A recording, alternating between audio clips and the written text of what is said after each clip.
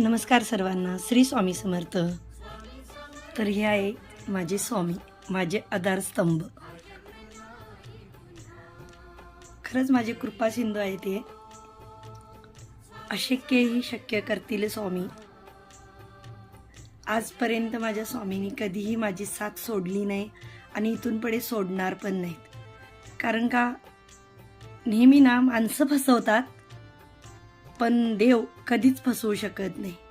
आणि हे तर आहेत माझे स्वामी, ज्यांनी मला खरंच संकट काळात एवढी साथ दिली आणि ज्या ज्या गोष्टी अशक्य होत्या त्या सगळ्या शक्य केल्या. ते आहेत माझे स्वामी.